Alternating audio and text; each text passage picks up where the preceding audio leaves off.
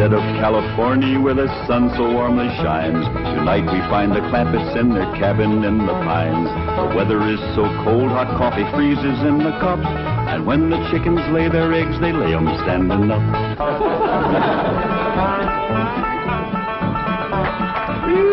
Doggy's gonna be a cold one tonight. Somebody better get ready to fry that sun up in the morning to get it started.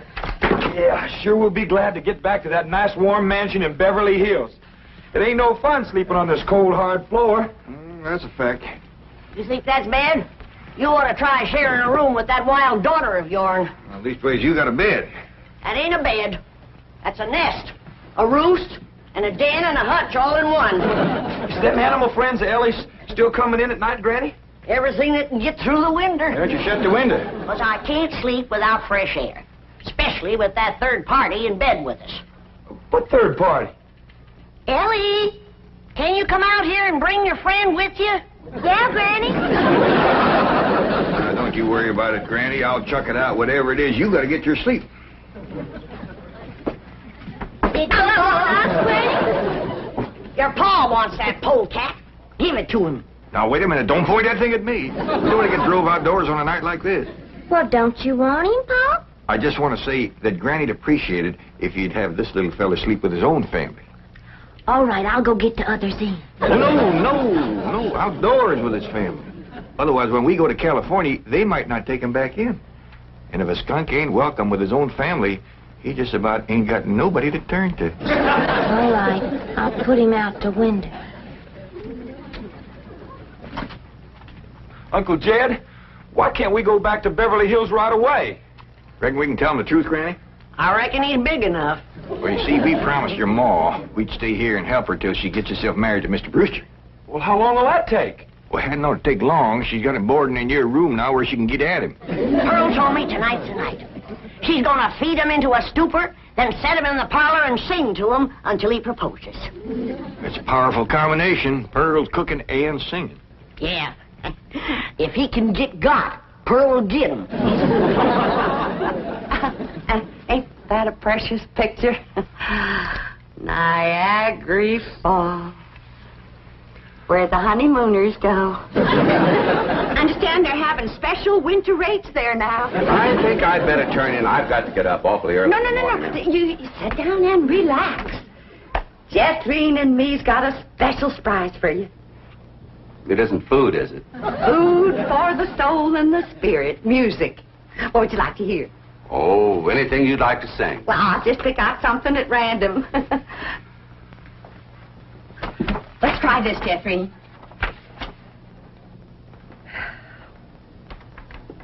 Oh, promise me that someday you and I will take our love together to some sky where we can be alone and faith renew.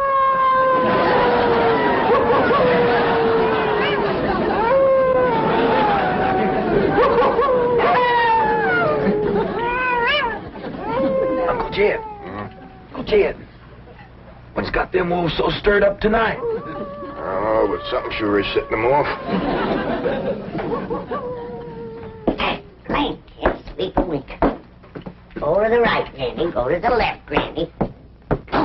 Boom. Them wolves keeping you awake too, Granny? Hey, sure is. Howling goes right through you. It ain't their hollering that's getting me. It's their snoring. Look for yourself. Ellie's got two of them under the bed. Granny, we gotta get that girl back to Beverly Hills. She's going right back to being a wild cougar. What y'all all doing out here? Trying to keep warm. Sure it's cold in there without you, Granny. Mind if I join you? I reckon so, if you don't mind a little human company for a change. Uncle Jed, we just gotta get ourselves back to Beverly Hills. We will, Jethro, as soon as your ma gets proper hitched to Mr. Brewster. Bless you. Oh, Pearl, give it all you got tonight. Oh, we's all gonna be down with pneumonia. Just a song at twilight when the lights are low and the flickering shadows softly come and go.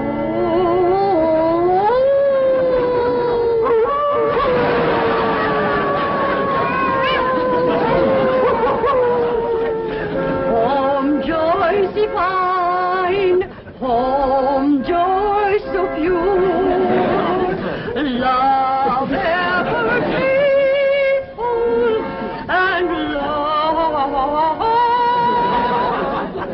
ever sure. That was a wonderful concert. You both are unusually talented. Thank you. Yes, indeed. That means a lot coming from you. Naturally, folks around here brag on us. In fact, they think we ought to go on a concert tour. Oh, really? Oh, yes. My neighbors is always after me to sing out of town. Well, I can understand that. Mr. Brewster, do you really like music and singing? Well, I used to. I used to sing a lot myself in college musicals, amateur theatricals. Was you on the stage, Mr. Brewster? Oh, yes. After college, I did quite a bit of little theater work, summer stock. Matter of fact, there was a time when I seriously considered the stage as my career. Ma, Mr. Brewster's an actor. Well, not any longer. My father had other ideas. He insisted I get into the oil business. Mr. Brewster, did you ever do anything from The Bard of Avon? That's Shakespeare. Oh, I just love him. Well, as a matter of fact, I once played the lead in Romeo and Juliet. Which one was you? I was Romeo. In my youth, I was considered quite a leading man type. And there were those who thought I had rather a handsome profile. Well, you still got it. And I'll bet you can act to beat the band. Oh, come on. Take off a part for her. Something from Shakespeare. Sit down, Jeffrey. Well, I doubt if I can remember anything. Oh, please, Mr. Brewster. Well, perhaps I can recall something from the balcony scene. Let's see now. How does it go? But soft, what light through yonder window breaks? It is the east, and Juliet is the sun.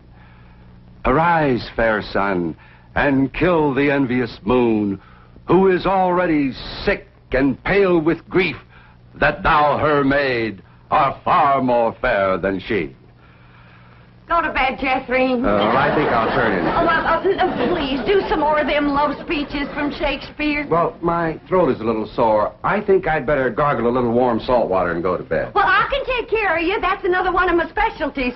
Nursing the sick. Well, it might be the flu bug, and you wouldn't want to catch it. Good night. If his flu bug is as hard to catch as he is, I got nothing to worry about. Jed, have you ever known it to be so cold? Never have, Jethro. This ain't cold. Your blood is thinned out from living in Californy. You say this ain't cold, Granny? Look who else is huddled up to the fire. Ellie and her wolves.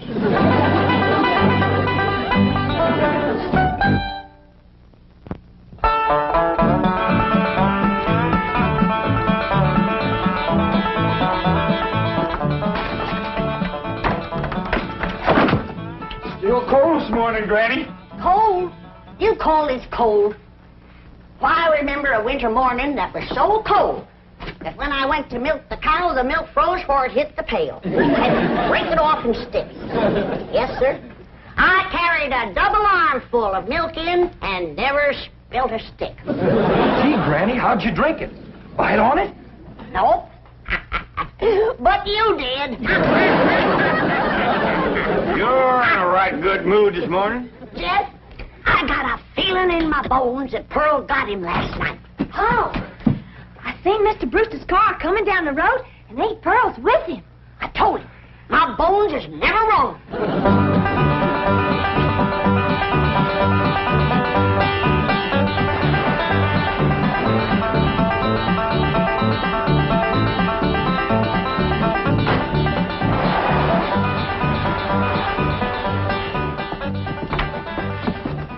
When's the wedding, Pearl? Want me to let him charge? Yeah, let's see your ring, Pearl. You want me to carry Mr. Brewster over the threshold for you, Ma?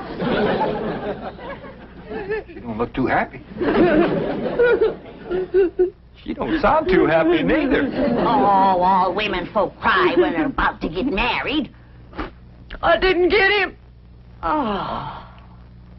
Did you try your best, Pearl? Oh, Granny, I throwed the book at him. Cooking, sewing, singing. I even nursed him through the flu. Got him well in 5 minutes. But he didn't propose. Jed, you go out there and do your duty to your female cousin. Ask that city fella what he'd rather get, married or buried. Now, Granny, I don't hold with getting folks married unless it's willing. Pearl's got enough willing for both of them. If you're going to make a liar out of my bones... Yeah, I'll have a talk with Mr. Brewster. Where'd he go, Pearl? He said he was going to park the car on the warm side of the cabin. But he must have run off. After him, everybody. We'll head him off at the pass and shoot him down like a dog. Now, you hold on. You ain't shooting nobody down. Just simmer down. Why, he didn't run off at all. Except we'll need you, Ellie, to get him back in here. How come? Looks like a couple of your friends are sizing him up for breakfast. Well,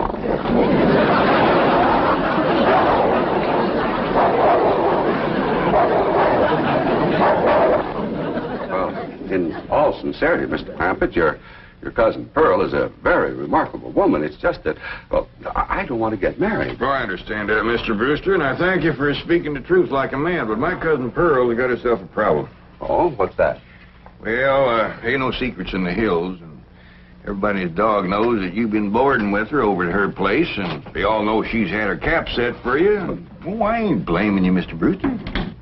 Jed? Did he say yes? Can we come out now? Not yet a while, Granny. Well, if you're too chicken to shoot him, Ellie's got her wolves standing by. Mr. Brewster, in order to save my cousin Pearl from shame, I'm going to ask you to do me a big favor. Anything I can do. I want you to propose to her in front of somebody. But, And let her turn you down, of course. oh, I see. Of course, yes, that'll save face. Pearl will know that she's supposed to turn me down. Oh, sure, we'll have an understanding with Pearl. Now, the one I think you ought to propose in front of is Elverna Bradshaw. You know, Mr. Clampett, this idea of yours is quite inspired. Oh, just a notion. You see, Elverna is the biggest gossip in the hills. No, really, it's brilliant. It combines drama, pathos, suspense. It has a happy ending. Great third-act curtain. It's real theater. Of course, you'll have to be convincing, so Elverna will... Convincing? Why, I'll give a performance that the people of these hills will remember as long as they live. Well, just so that... When Pearl Bodine turns down my impassioned proposal of marriage, there won't be a dry eye in the house. Elverna, don't cry easy. Oh, well, now, surely you're not going to waste this dramatic scene before just one person. Well, I reckon Elverna's daughter... I've got it. The movie house where Pearl plays the piano. You want to propose there? Well, it's perfect. Everybody in town will see it. I want to kind of shame you to be turned down in front of all them people. Well, it's just a performance. I've learned one thing in the theater. An actor always gives a better performance in front of a full house. Well, doggies, that sure is nice of you. It's my pleasure, Mr. Clampett. Mrs. Bodine, Granny, come on in. Come on in, everybody. How about it, everybody? I reckon we better let Mr. Brewster tell you what's going to happen. Well, tonight, at the movie house, Mrs. Bodine, while the whole town looks on, I'm going to ask you to marry me.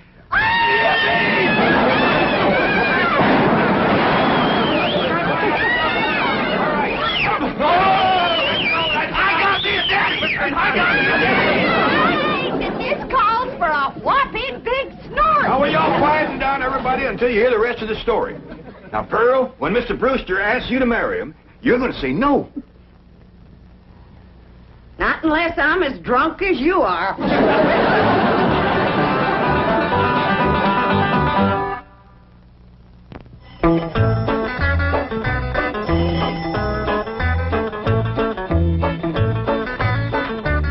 Howdy, Pearl. Evening, Pearl. Evening, Granny. Jethro went on to head down to the theater to get a fire going in the stove. Where's Jethro, Aunt Pearl? Why, she's in her room getting dressed. Go on in and see her. Granny, what happened to your mink coat? This is it. tonight's kind of special, so I'm wearing the pretty side out. You sure got your pretty side out tonight, Pearl? Oh, I tell you, Jed, I'm as nervous as if I was going to get a real honest-to-goodness proposal. And it would be real if your cousin Jed would do his duty and hold a shotgun on that fella, Brewster. Now, ladies, let's settle for what we got. This way, Pearl can come to California without nobody saying she left town in disgrace. Good evening. Good evening. Ain't you dressed up? That boiled shirt makes your face look kind of dark. Well, as a matter of fact, I'm wearing a little theatrical makeup. Mrs. Bodine, how would you like some pancake on your face? How'd you like some sweet potato pie on yours? Fetch me some hot possum grease, Pearl, and I'll fling it on her. Now, ladies, you misunderstood me. Pancake is a type of makeup we use in the theater. An actor, like myself, would feel positively undressed without it. I thought you was oil man. Well, that's my business. But at heart, I shall always be an actor. Say now, speaking of acting, you two got it figured out what you want to say? Oh, yeah, we rehearsed 12 times. Mr. Brewster will be sitting on the front row, and when the picture's over, he'll jump up and he's... Excuse me. I've been thinking about that. I believe it would be more effective if I made an entrance. Entrance? Yes, I'll come down the aisle. Oh, all right. And then Mr. Brewster's going to say, Mrs. Bodine, don't go to California with your cousin Jed. Stay here and be my wife. I've been thinking about that, too. After a big entrance down the aisle, that's going to seem like a pretty flat opening speech. Well, you just say what you want to say. All I got to say is, no, I won't marry you. If that's Homer Winch, I'm going to hit him right in the head.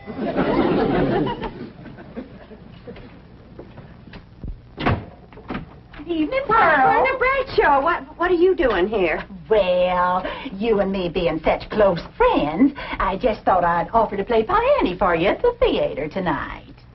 Why? Surely you're not going to show up and have folks whispering behind your back all during the picture.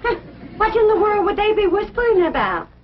Pearl, I'm your best friend. You don't have to pretend with me. The whole town knows how you've been flinging yourself with that brother of yours. For your information, Alberta Bradshaw, Mr. Brewster proposed to me 12 times today, and 12 times I turned him down. Is that why he give you this here mink coat? 'Cause you turned him down? This here mink coat was given to me by my niece, Ellen May Clampett. Oh, Pearl, I keep telling you, you don't have to pretend with me. I'm your best friend. But Alberta Bradshaw is your best friend. You're up to your eyeballs in enemies. Mr. Brewster, if you was to go in there now and propose in front of Alverna, you could save yourself a trip to the theater, and the news would get around a heap quicker. You don't understand, Mr. Clampett. An actor needs an audience. Alberta, if you don't mind, I'd like you to get out of my coat and out of my house. I'm going to be late for the theater. Pearl, take your best friend's advice and sneak out of town quietly. You can depend on me to smooth everything over. Thanks for nothing.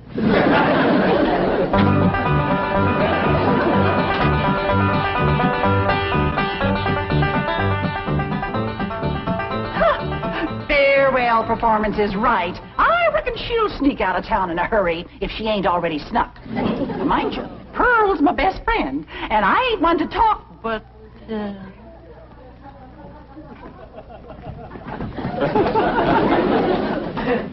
Good evening, lady. You too, Alverna. I noticed Mr. Brewster wasn't with her. Oh, and did you see that mink coat? Well, I wouldn't trade this little band of gold and a home-loving husband for a dozen mink coats. Would I, Luke? Luke? Luke Bradshaw! That little sneak, he got away again.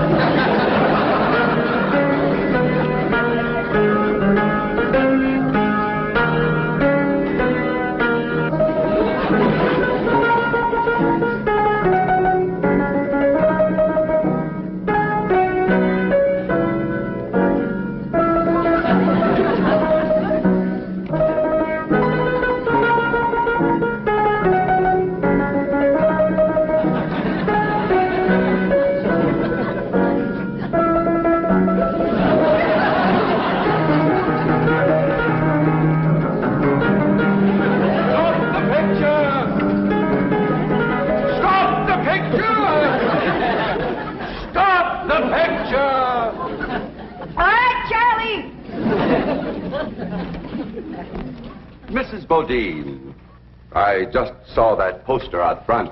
Farewell performance. Does that mean you are leaving? Oh, yes, Mr. Brewster. I'm going to California with my cousin Jed and his family. Oh, no, please. Please, I beg you. I implore you. I beseech you. Don't go. Stay here and be my wife. No, thank you, Mr. Brewster. I cannot. I will not accept that answer. For I love you, Pearl Bodine.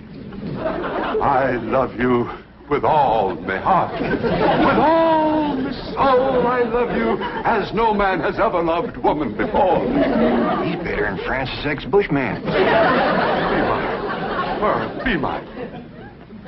Come back here, Mr. Brewster. No, Mr. Brewster, my answer is no. Then your life has come to an end. For what is life without love? If I was him, I'd let it go at that. Without Pearl Bodine, there is no love. Oh, me darling, oh, me precious, say those words that will make me the happiest of men. I'm behind you. My answer is still no. Better quit while you're ahead, Mr. Brewster. Oh, how those words stab into me heart like cold steel. And only you, Pearl Bodine, can heal the mortal wound. Oh, moon of me desire, marry me, Pearl. No. I promise you a life of happiness, No? a life of luxury. No. Oh, me darling, look into me tear-stained eyes. Look into the tortured face of your love slave. Free me with that one divine word. Say yes. Say yes, and together we will enter a paradise of love everlasting. Yes, I'll marry you.